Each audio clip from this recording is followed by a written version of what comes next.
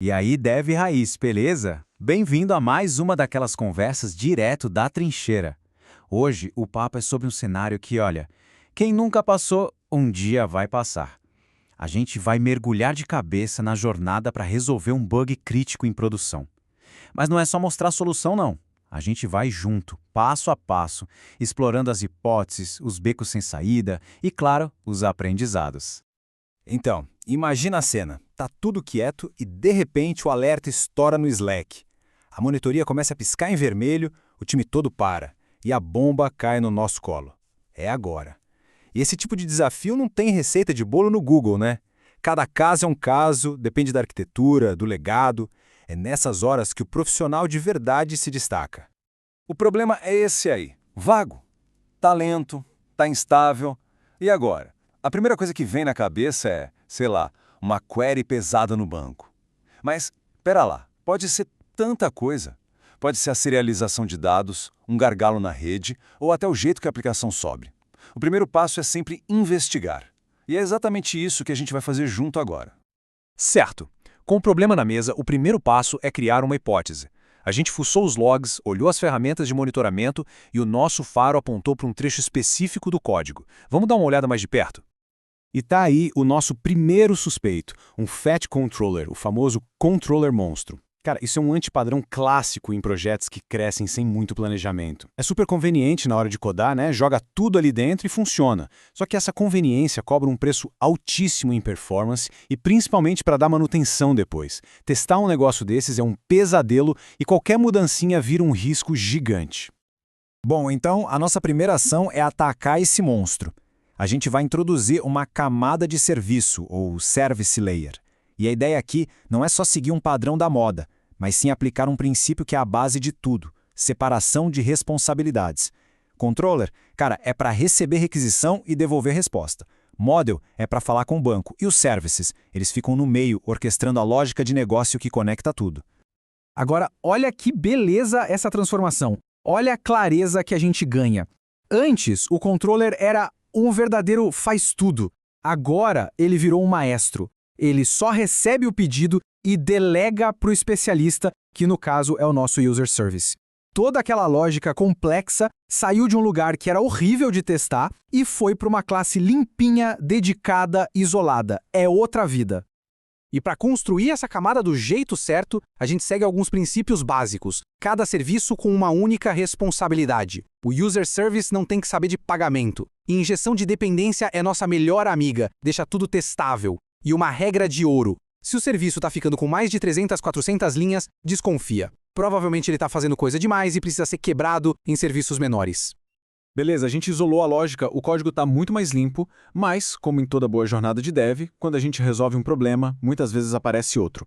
Agora que a estrutura está mais organizada, a gente notou um novo gargalo, um mais sutil: a performance na hora da aplicação iniciar. E essa é a pergunta que não quer calar. Pô, a gente criou um monte de classes de serviço novos. Por padrão, o framework vai registrar toda essa galera a cada requisição, mesmo que a gente vá usar só uma ou duas delas. Aí fica a dúvida: será que a gente trocou um problema de complexidade por um de performance?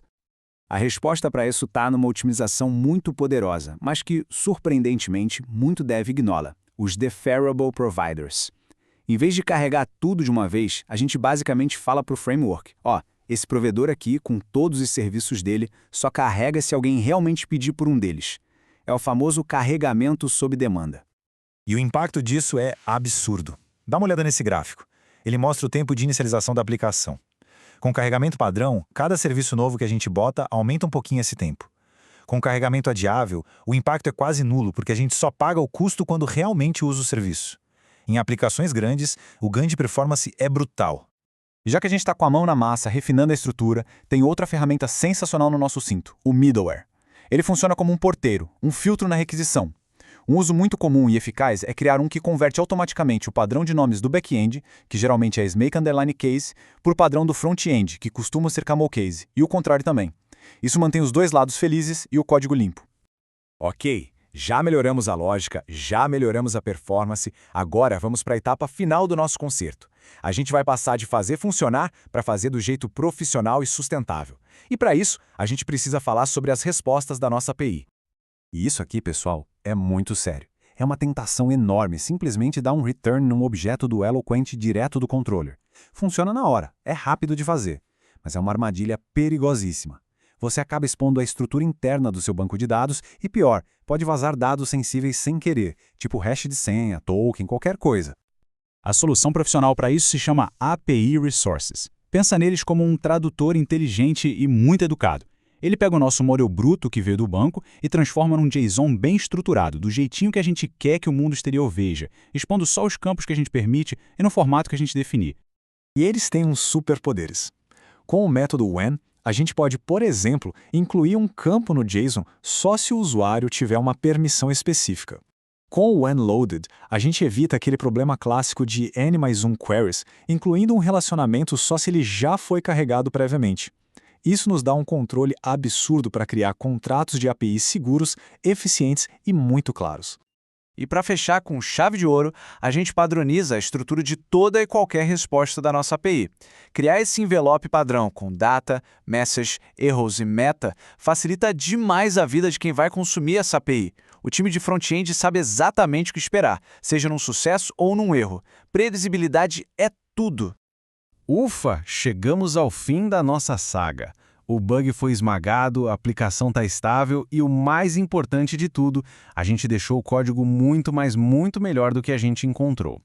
Agora, vamos respirar fundo e refletir sobre o caminho que a gente percorreu. Então, vamos resumir a ópera. A gente começou com um controller caótico e terminamos com uma arquitetura limpa, performática e segura. A gente isolou a lógica de negócio em serviços, otimizou o carregamento da aplicação com differable providers e garantiu que nossa API seja profissional usando API Resources e respostas padronizadas. E a lição final, talvez a mais importante, é essa aqui. Desenvolver software é um processo de aprendizado que nunca acaba. Ninguém tem a bala de prata, a solução perfeita de primeira. A gente testa, a gente erra, a gente ajusta e a gente melhora. Cada bug em produção não é um desastre, é uma oportunidade de ouro para a gente evoluir nossa arquitetura e o nosso próprio conhecimento. E agora a pergunta final é para nossa comunidade. Como você faria diferente aí na sua stack? Talvez usando um padrão diferente, outra ferramenta? Se você já passou por um perrengue desses, compartilhe aí nos comentários como resolveu. Essas experiências fortalecem todo mundo. Aqui no Dev Raiz, a gente compartilha cases reais, dores de produção e evolução técnica. Se curtiu esse formato, fortalece o canal com aquele like, compartilha e se inscreve. E manda aí nos comentários um perrengue técnico que você já enfrentou. Cada história ensina. Valeu!